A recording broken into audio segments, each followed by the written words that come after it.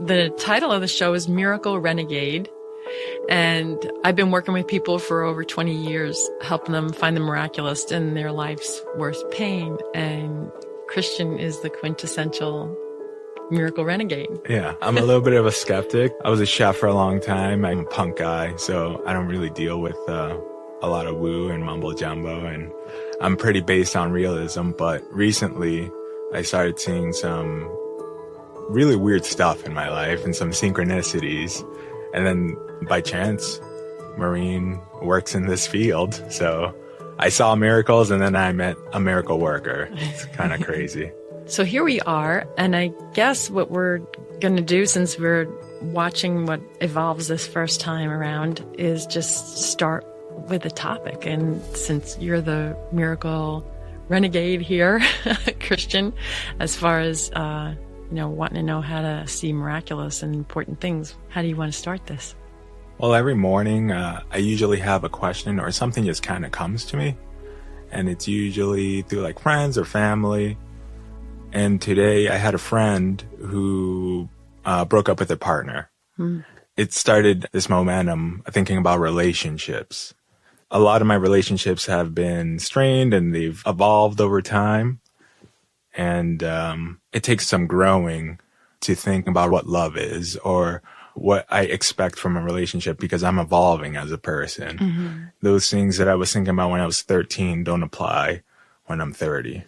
Also, like all of the enculturation that happens when we're growing up, that we get taught these, happily ever after stories that people really hope is true, because love is so impactful and powerful that it's something people don't want to let go of. They really want to hope that they can walk into a relationship where it could be happily ever after. Yeah. Good news, there is a possibility of that. And in the process of getting there, it's one of the most impactful paths that anyone can get on to become more awake and aware of themselves, to become more conscious. So in order to take this path, where do you have to be in order to see it clearly? Okay, great question. Well, you have to be with yourself first. Most people don't know who they are, so they have never asked the question, who am I? And, we got taught who we are by well-meaning other people, adult authorities or our parents when we were really young. And they'd smile and clap and be happy when we did something that was pleasing to them. Yeah.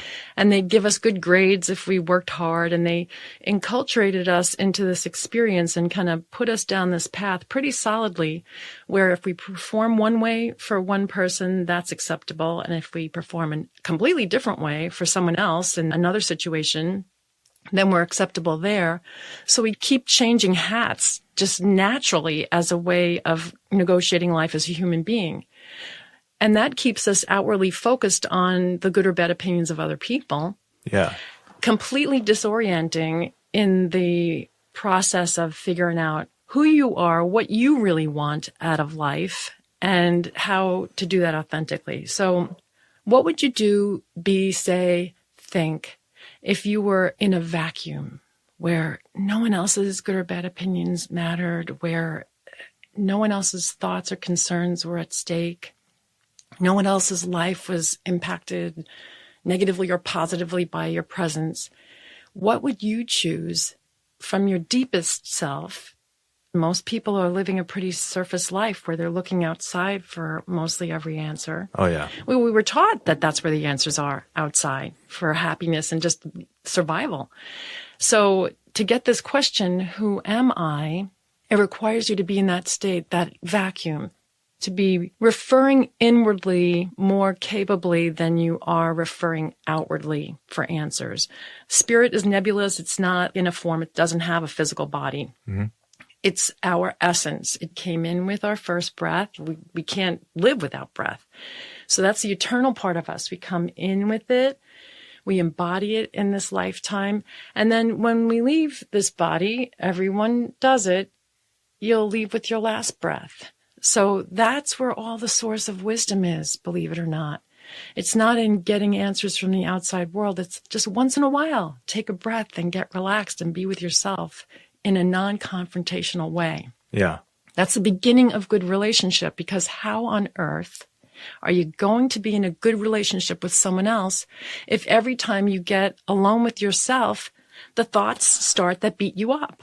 Yeah, I learned that while being a chef, actually, because I saw how I started working myself, I overworked myself. I never gave myself proper praise.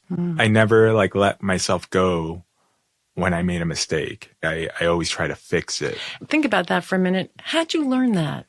It was from movies and what I thought a stoic hero would behave. And sacrifice and suffering are noble. Absolutely not true. That's for another episode, way too long to go into right now on that one. But so when we have been looking outside for approval and answers, it keeps us from that quality time with ourselves. Even if you think you're getting in sync with who you are, the moment you ask somebody else, what do you think about this? It depends where they are in that time in their life. They could have just had a rough day, beat traffic. All they want to do is eat. They're exhausted and tired and hungry. And you come with this really inspired thought and they are like, yeah, come on, let's just eat dinner. Yeah. And all of a sudden you're deflated because you've been used to getting the affirmation or confirmation from someone else. So let's get back to that place where it's just between you and you. Most people who are on spiritual path get it, that meditation is just checking out for a moment from the outside world. Close your eyes right now and you'll feel that there's no edges to that. There's no this and that.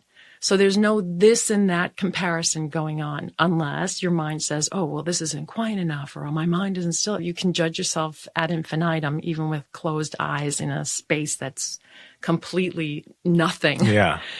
So when you do that, though, and start to go in deliberately once in a while and ask the question, who am I?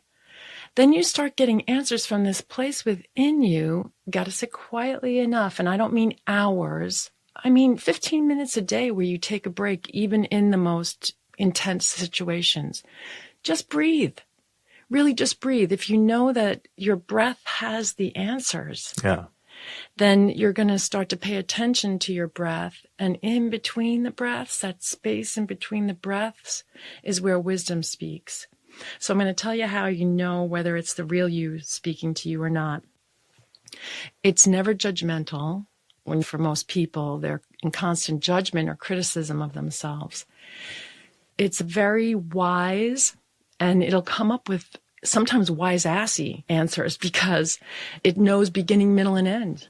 It doesn't have the confines of just being in a body in linear time and space. It's in the timelessness, so it can go back and forth and be present equally adeptly. So the judgment part, how do I know it's an observation versus a judgment? It feels peaceful. Okay. If it's an observation. If it's true wisdom, it's going to feel peaceful. The intellect or the mind that can beat us up is the one that has a stop, start. Like, if you don't do this now, it'll never happen. Yeah. If you don't get to that, you're a loser. And there's always a finiteness to it. The real stuff of us has this flow that's like, okay, you can relax now. What you get done, it's perfect. And it's not this placating, flaky voice. It's the voice of reality. Look, if you don't get it done, so what? You'll get it done when it's the perfect time if you relax. If you don't relax and keep beating yourself up, sure, you won't get it done, but it's not because you can't do it. It's because you're in relationship with that voice that likes to beat you up, and that's become the norm for you. So that's what begets depression. That's what begets stress. All the things that people find themselves debilitated by. That is so interesting. That is, I would say that's like my early 20s right there. Yeah. I always had these bigger dreams, And what a shame, because that's when you should have bigger dreams. That's when you should be in a catapult. Most 20-year-olds are awesome because they haven't been fully enculturated yet. Yeah. And they still have some of that innocence left from youth where, if you really want to get a good answer to a question, ask a 3-year-old. And then at least you'll get something different to think about other than the pat, normal answers. Young 20-year-olds are like such an awesome wealth of amazing inspiration. And we're not making it easy right now in most societies to give them the reins that they could really use to give us lots of different perspectives. The more perspectives we get, the better. Yeah. By the way, just for the purposes of making it clear for the audience, the ego is just the voice of separation. It's the pseudo self that we've been trained and enculturated to be. It'll keep you away from your own happiness. It's always going to keep you separate from what's happening in the moment. I just had that last night where I went to a show and my friend was playing, and for a very long time, it was always like, she's better than me, and like her songwriting is really strong. It was always these moments where I couldn't support it fully, but I hadn't seen her in like 7 or 8 years. So when I saw her play again, I was in the moment, and I understood why I admired her and her playing. And look at who you are now compared to who you were then. You're doing this Miracle Renegade exploration and seeing, hey, maybe I'm more than I thought I was. Any one avenue of someone else's success is just that. It's their avenue of success. We have billions of ways to experience our own truest path here. That's why we're all in different bodies. Yeah. It's really ridiculous that we've been taught and have bought into that idea that somebody else's, heaven, apparent heaven, I'll say, is our path. So the converse to the ego's voice, it's the voice of the soul or that eternal being or the voice of our true self. And that's the voice of our own best interest. It's the voice that's constantly looking at you like, you're perfect. Really, I'm serious. You're perfect. And you don't see it. And if you don't see it, no problem. I'll wait. I'm not going anywhere. But I'm going to keep prompting you into situations and into experiences and into relationships where you're going to recognize or have to recognize you're more than you ever thought you were. Because, sorry, you're not confined to just the problems and situations that apply to a physical body. But that takes a lot of trust, especially coming from a place where a person might feel like the world is lying to them, especially in like this post-truth world in quotations. It's really hard to see if anyone is being genuine about like your skill or how loving you are or how caring you are. And sometimes you feel crazy just to think about these things. So you just said something really important. You said that takes a lot of trust. This whole path of getting to know yourself, the path of the Miracle Renegade, is really what I call the path of perfect trust.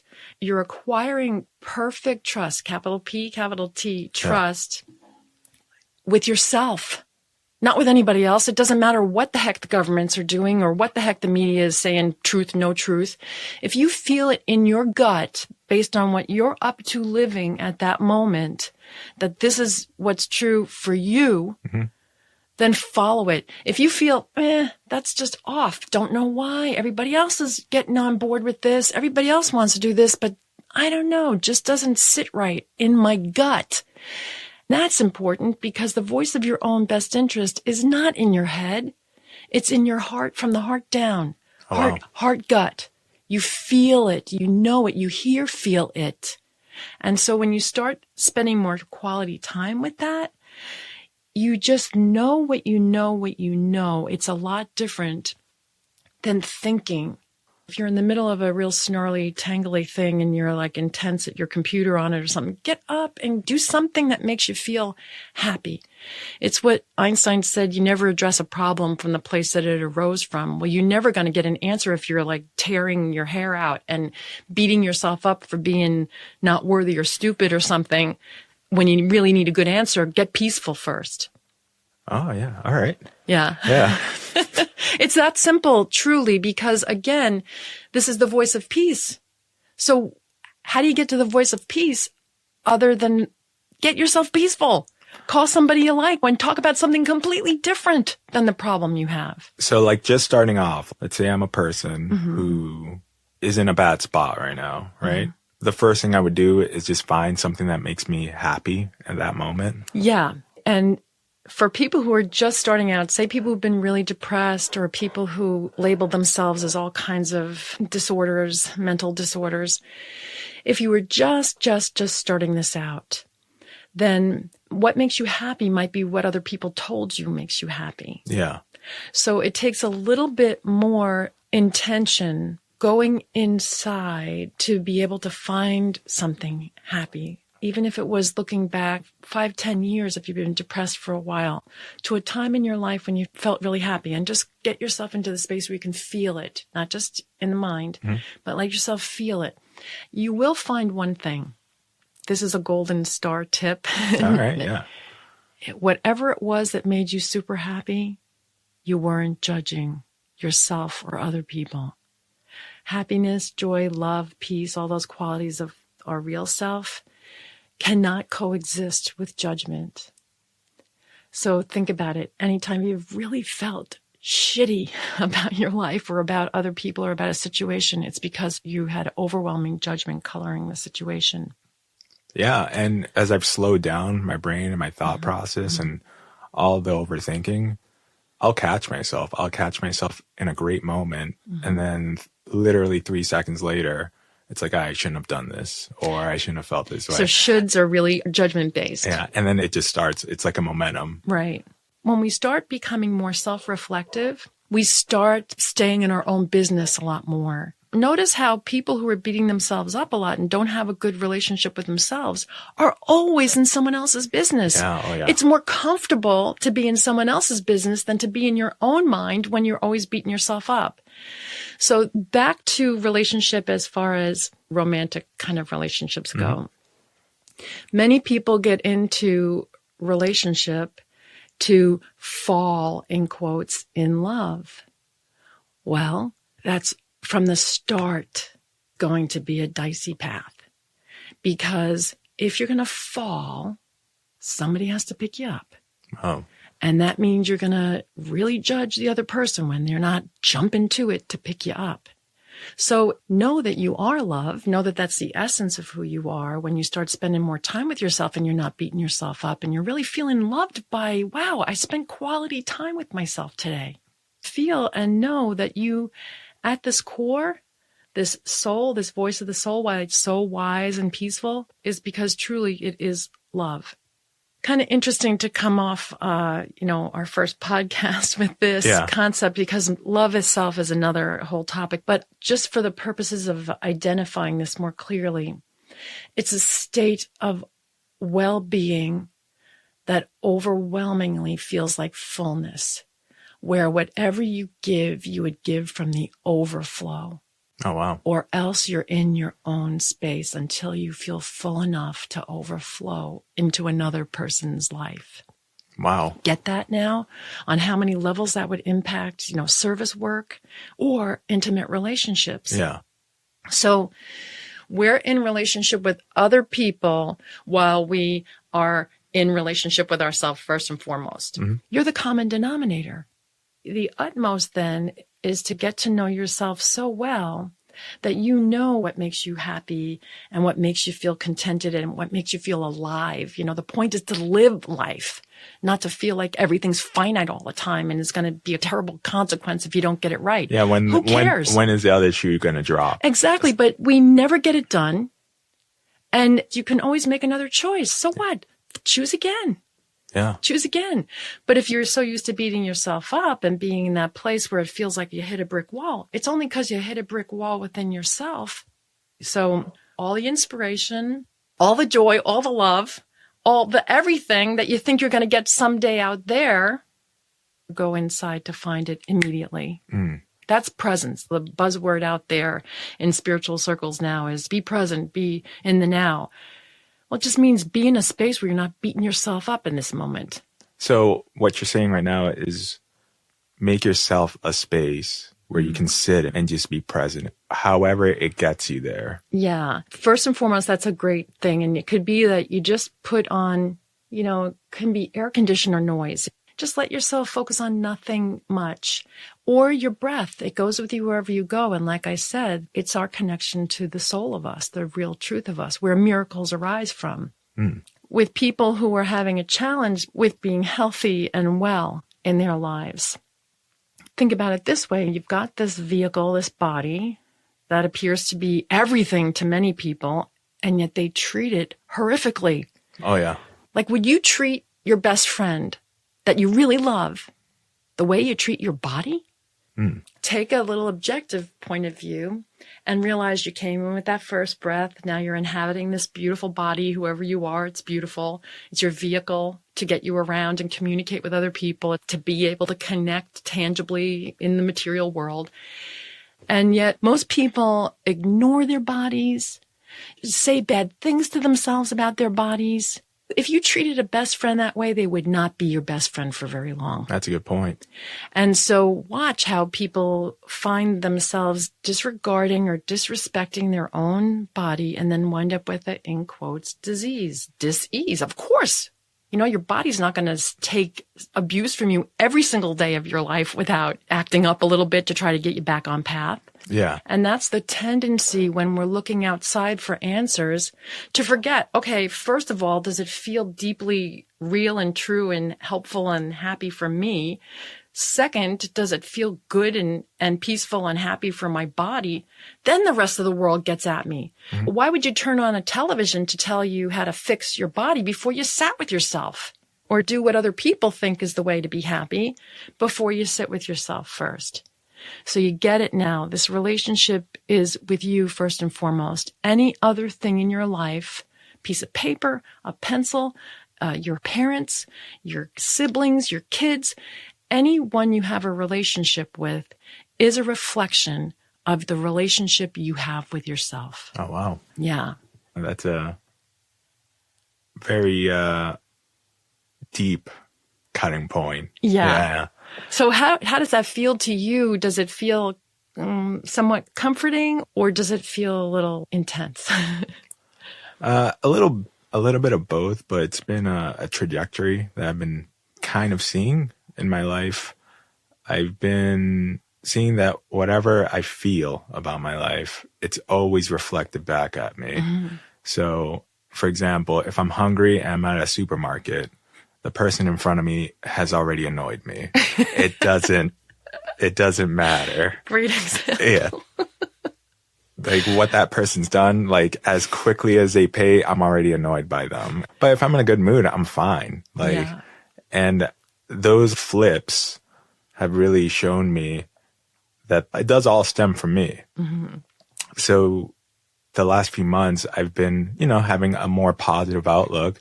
And here we go. More positive things have been happening to exactly. me. Yeah. And it seems so easy that it feels like unbelievable, mm-hmm.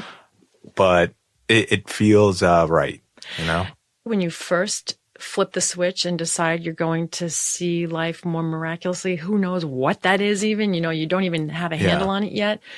The divine, or the part of you that's connected to everything, again, that soul part of us is connected to everything eternally. So the synchronicities begin, I have to say, truly. It's so fun for me to watch this working with people. You're like, did you see that? People have amazing things show up because they're starting to look with curiosity and not judgment. Mm-hmm. The relationship they have is coming more from the inside out, and they're starting to look for the graces, the things that might surprise them or delight them. And it's not like you shove them away because you're so self-obsessed at that moment, grappling with some problem. You actually have the bandwidth and the space, because that's also what it is. It's not embodied. It's pure space. So you get a chance to have a relationship with space that feels good rather than fill it, fill your mouth, fill your mind, fill your moments. And that's what materialistic societies have been thriving on, is get everybody to fill up from the outside as fast as possible before they recognize how dysfunctional that really is. Yeah. Yeah. Oh yeah. I mean, I've eaten many a pizza by myself before. So back to this topic about couples in relationship. So I'm going to go for the ideal first, and then we'll look at where most people might be experiencing this from, and everybody, each in their own worlds, would be able to identify where they might be on this trajectory. If somebody is in a whole relationship with themselves, that means that they're inspired by themselves naturally. That's not egotistical. That's truly true inspiration in spirit, same thing.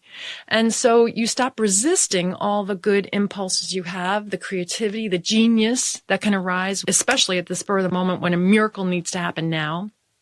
When you start letting go of the resistances, then you start having this happy life just with yourself. It's when most people say, I wasn't looking for anybody when their best partner shows up, because they were in a place of feeling completion. We're always a work in progress because we're always going to evolve here. There's no finite, you're enlightened, boom, you're done. It's that then you can evolve from that place in an aware state that evolves not just you, but humanity, because now you're connected with everybody in that enlightened state. But that's not your business to be focused on the outside world until you're so full and the image you see of other people is completion too. Now, what's the feeling of fullness? How do you know you're supposed to give at this point rather than receive? Really great question. And again, this is definitely a whole nother topic on how to get full and know you're full. Mm-hmm. It's such an important question because there are very, very few people out there who are full. Yeah. Who haven't given inappropriately in relationship and then all of a sudden resent the other person because they didn't give from fullness, they gave from lack, and then wonder why did this massive conflict begin. When your own fullness is a priority, being contented or being aware of who and what you are in this vacuum kind of situation. And again, it doesn't only mean meditation, because I know some people might be. Yeah, I take walks, Yeah, exactly. I float sometimes. You spend time with best friends that you laugh the whole time. Exactly. Again, animals are great because they're in this flow. And so they get it. They can feel when you're in that flow. Oh, wow. Same way that birds can fly in formation so effortlessly and things, they can just feel when that energy is being embodied by something, they're not as afraid of it. That's really interesting. Essentially what you're saying is that my physical form is important and everything. It's really important. I don't want to misrepresent that, because otherwise you're not here on Earth. Yeah. You're in the clouds. You think that cars don't exist, and all of a sudden you get hit. But what you're saying, that the flow is kind of, is it pushing my body like unconsciously, or? No, it's embracing your body more accurately. So your body's coming along for the ride. Okay. So get it how most people are leading their lives with thinking, and you're barely present with where you are because your mind is just pulling you into the next moment without being able to enjoy the one you're in. Mm-hmm. This is more of a state where it feels naturally like you've just sat back and the divine of you or the soul of you or the breath of you or the unnameable of you, whatever you want to call it, that divine part of us gets a chance to come forward and lead. In tumultuous situations, just know this, another gold star, the ego always speaks first. Oh, okay. So whenever someone's like in your face and they're attacking you, pure ego, anybody who knows who they are would sit back and relax at that moment and not engage it. So that just gave you one gold star point for a relationship where people are in conflict together.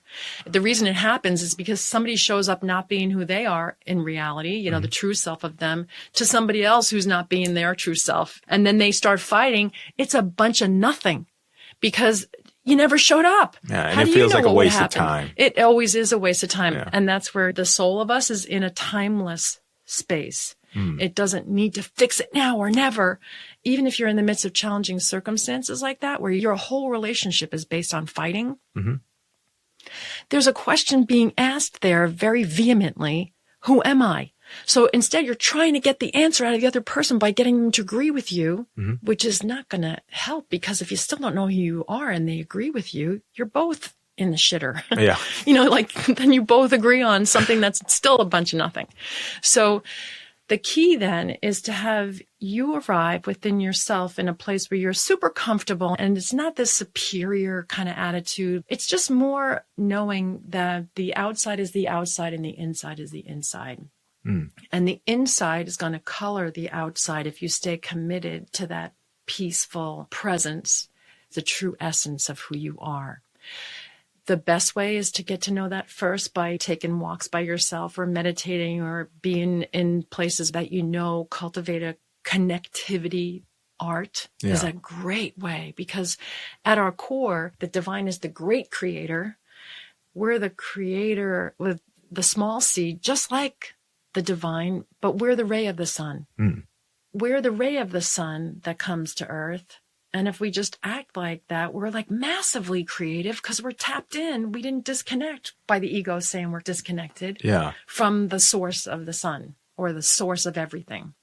Now, can you clarify what the divine is? Not in the sense of, because I mean, that's a huge subject. Yeah. That's crazy. So let's keep that for a future episode. But just to give the audience an idea, are you coming at this from a religious angle, or are you, it's just spirit and it's all encompassing? Unnameable. Okay. So how do you build a religion around it? Yeah.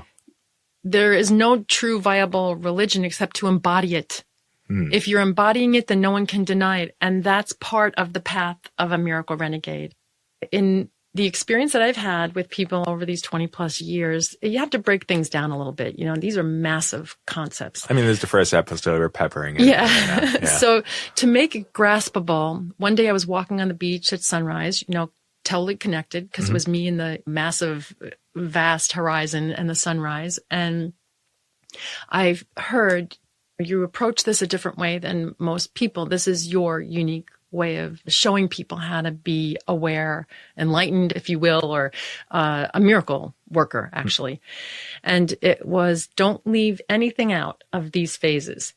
First one is miracle mindedness, where you shift your mind. And most often, what was invisible to you before becomes more apparent. You begin to see the miraculous around you. That's the first phase. Wow. Happens pretty quickly, too, by the way. I've never worked with someone in these past 20 plus years that didn't almost immediately start to have more synchronicities, more things where they were tangibly seeing touches of what they never saw before happen in their physical world. Especially, it's always customized to you. Like I've had a couple of experiences where, you know, I've had playlists on random, like a discovery. Yeah. And it's literally telling the story of my life. Absolutely. Yeah. Perfectly put, because people miss this one, that when you start spending this quality time with yourself, especially in the beginning, the allness of things is so genius and so capable of getting you even more connected and superiorly aware that this is real. It isn't fake,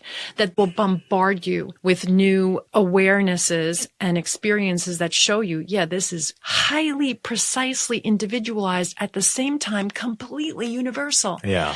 The divine is a complete dichotomy. It's the vastness and the smallness all into one. It's anything you can think of that doesn't make any sense to the mind. That's what the divine is. So how funny that we think we can package it and commoditize it and hand it to people. That's the ego's way of trying to grasp things. I came to like a conclusion with religion that it's a path, you know, and it does bring people into like a space of happiness, community.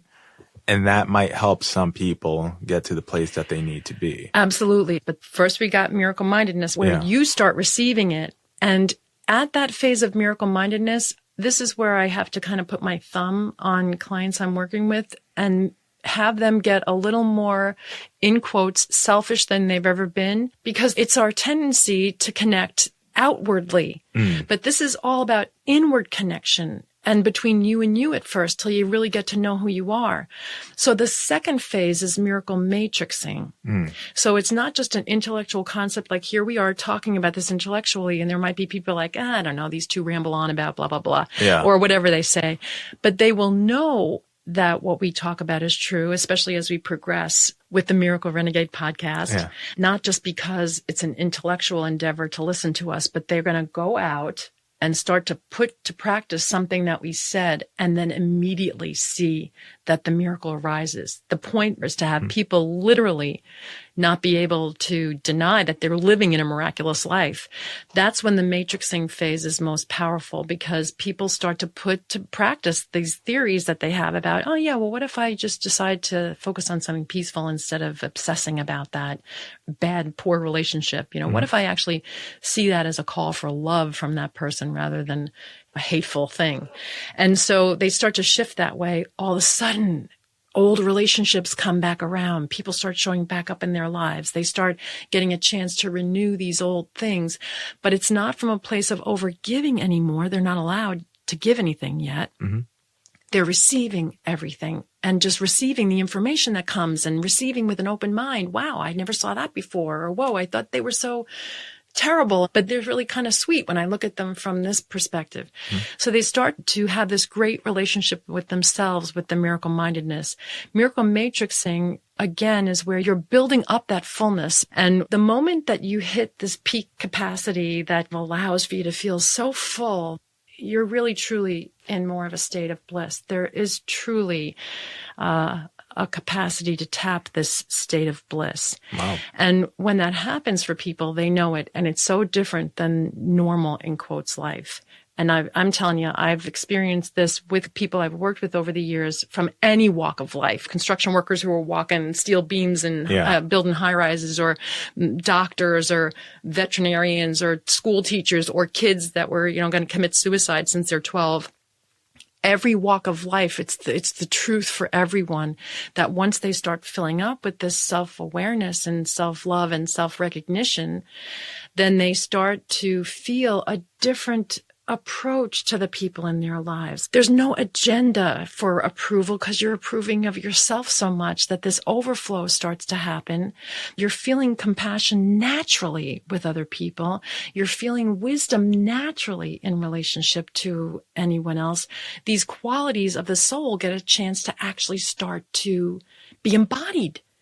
And when you show up embodying those qualities, everything starts to shift. Life starts to move in this way that feels like it's in your favor, but it's not just in your favor. It's win-win, because the soul is always win-win, not just one person getting their way. It's always win-win. So that's miraculous in itself, isn't it? To think of that in relationship. And that already sounds wonderful. Yeah. So then finally in utmost is when you hit miracle mastery. And miracle mastery is when you'll know it the minute it starts to happen. People start saying, what happened to you? They start asking. It's not like you're telling people out of this, I got to convert people thing. It's where they ask you something and you just tell them, well, I just see it this way. And they're like, whoa, I wouldn't have seen it that way. I saw that as challenging and threatening, and that's really a cool way to look at it. And it comes across with this softness because now you're identified more with the voice of truth within you. Yeah. You're also going to speak more capably with that voice. It never pushes or prods. It never coerces. It doesn't have an agenda. When you start showing up to life with that, you are a master in that now you only can keep what you give away. Peace, love, joy, creativity. These things you get more of when you give them away. You get more peace when you bring peace. You get more love when you bring love. You get more joy when you bring joy. Think of little kids.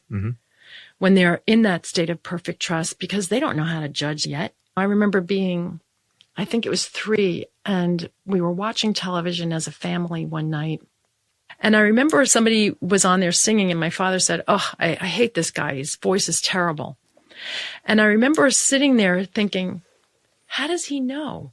Yeah. How does he know? He's singing.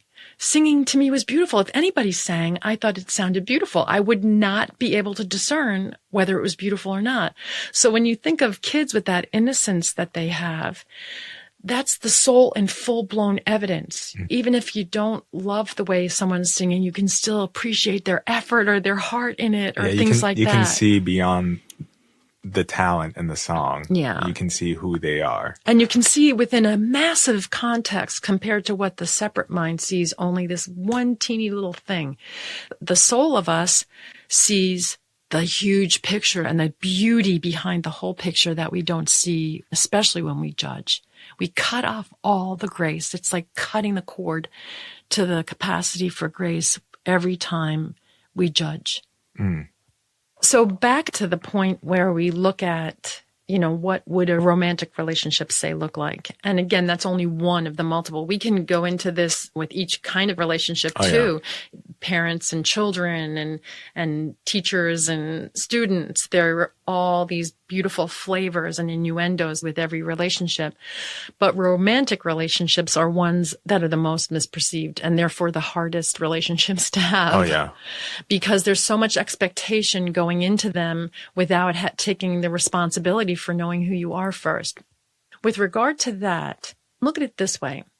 If you start to know who you are, you start to let some of these inclinations that you've had become more evident to you. So you might have really loved being an adventurer and love outdoors and nature. And, at the same time, you love to bring a sketch pad because you're an artist and you have this penchant for going into the unknown and being just fearless in that. But at the same time, you had an office job. And so you met your significant other at the office. And to her, she was just caring at that point about kind of survival, making her mark, letting her parents know that she was, okay and was going to pay back her college tuitions. Now, all of a sudden, you're getting to know each other. And the next thing you know, you want to buy a ticket to China. Yeah. And your mate who loves you and you love her is horrified because now she sees you as being irresponsible and all these things. So instead of offering that kind of an opportunity for judgment, recognize that we are all evolving in our own lives and have our own true sacred path. Sacred in that we're going to get the most fulfillment out of that path if we're true to ourselves and feel that connection almost every day. Every second is what I would advocate of that alignment with being authentic, completely authentic. So it's not that the adventurer, falls out of love with her, the office worker. It's that they have two different priorities at that time. If she magically did want to go on an adventure all of a sudden and realize that, then they would find that they are on the same trajectory still. And then that path is definitely a great one to bounce back and forth between each other. But if she really only truly feels like she wants to be having a stable life, because say she wants to write novels, something that's completely differently oriented than what he has, if they don't stay together at that point, why would love have to stop between them? Oh, that's a good point. Yeah. It's the same as even if someone's married. Someone could be, I'll give an extreme example, just because it's easier to see through extreme examples. Somebody's a pro wrestler and they meet the woman of their dreams. They go into the world of pro wrestling and he's major star and it's adventure and there's all kinds of excitement and he's traveling a lot and she just loves it. They love being in hotel rooms and having fans around. Then he has an injury and all he can do is be a quadriplegic sipping out of a straw. Yeah. And then she's completely befuddled that why is she losing her feelings for him and feels terrible and guilty that shouldn't she stick by his side always? Well, yeah, if you're shifted completely now and you're in this place where it feels like an adventure for you to go into a life like this with somebody, then you can actually both show up miraculously. Yeah. But if your main motivation was to be in the spotlight or be out there with people who are wrestlers, and now you're stuck in the house and it looks like all of a sudden they start fighting, it would be much easier to understand that, no, you can still love each other. It's just that your paths aren't aligned right now. But how can you reconcile with that? Like, especially as, late 20s, you start shifting, you start seeing more of yourself. With time, you gain a little bit of knowledge about who you are. Right. So getting to a point where you're both in a different place, but you both love each other. Right. What does that actually mean? It means, this is a great question. It means radical honesty. Not just honesty, but radical honesty. It means sitting down and being in an undefended place and speaking your heart about where you are. Look, when people say, it's not you, it's me, this is kind of really what they're meaning. It's not that I don't love you and think you're an amazing and awesome person. It's that I need to be out there for, at least for now, with the spotlights and the wrestling rings, because that's what I'm drawn to. Good, bad, or indifferent, that's her path. And it's not a personal rejection. People believe that these are personal rejections, but it's really just a natural thing to do. Yeah. Yeah, wow. And so it's a different non-judgmental way of looking at this. Again, there's a lot more to unravel in this, but at least it would give people an idea, going full circle to where we began, that this relationship that we cultivate with ourselves has to be true and sincere in a way that we spend quality, intentional time with ourselves often at least daily, if not multiple times during the day, until our orientation of being aware of who we are starts to color the outside world so significantly that every walking moment of our life is a meditation. Yeah. That can happen as well. Wow. And that's when people would say, oh, that person's exceptional. It's not that everybody can't do it. It's that they just went inward deeply enough. That's why you mostly hear about this with saints and sages who've spent time with themselves in caves like 20 and things. years, 30 years. But that doesn't take 20 or 30 years. I actually love this path of the Miracle Renegade way more because it's a total engagement with life. At the same time, you're dismantling all of the separation while you're in it. Oh, okay. So you're essentially shifting your perspective as you're living it. Yes. And you're taking responsibility that if you just had a really bad experience, somebody was being a real jerk to you and walked through that with a miracle mind, it's going to look completely different. You can see anybody having a hard time and you can say, whoa, they look like they could use a little bit of sunshine, in the ray of the sun. And if you approach it that when people are disconnected themselves, you're the connector. You're going to start to see a completely different world. And that's not this big responsibility, give away all your stuff or things like that, because you're not allowed to until you really shift your perception. But in the beginning, when you're sincerely looking for the miraculous, you're going to notice something about someone who no one else could even notice a good thing about, and you're going to find it. And all you got to do is connect there and watch you just pull their soul forward. You just pull the light of them forward to connect with the light of you. Now, all of a sudden, you got the connectivity of what's real and not what's the pseudo self. You start knowing that people are a lot more than they believe themselves to be. I just saw this great quote. You're braver than you believe, stronger than you seem, and smarter than you think. Isn't that Winnie the Pooh? It is. It's Pooh's Grand Adventures. And so like the books of Winnie the Pooh are so resonant with so many people because it's truly he's being a miracle renegade, Winnie the Pooh. All of them are. They're kind of out there loving each other even when they're messing up. And they're just being themselves. They're being completely genuine and authentic. Yeah. It appears to be more of a Zen path than a childhood fable. It's a really wonderful way to note that the miracle aspect of us absolutely feels entitled to fun, feels entitled to joy, feels entitled to what it could look like reckless abandon, but just knowing that the best is always working out for me. That's exactly the orientation of our miraculous selves. So I'm super excited to begin exploring this with people and watching how when people engage in this, the seismic shifts that can happen within them, first and foremost, are going to bleed out into the world around them. Every relationship that they have is going to be colored significantly and miraculously with this way of being that I think everyone in the world wants to know is real. Yeah. And then live it out loud. Yeah, well, that sounds wonderful. I can't wait to do more. Yeah. Thanks, Christian.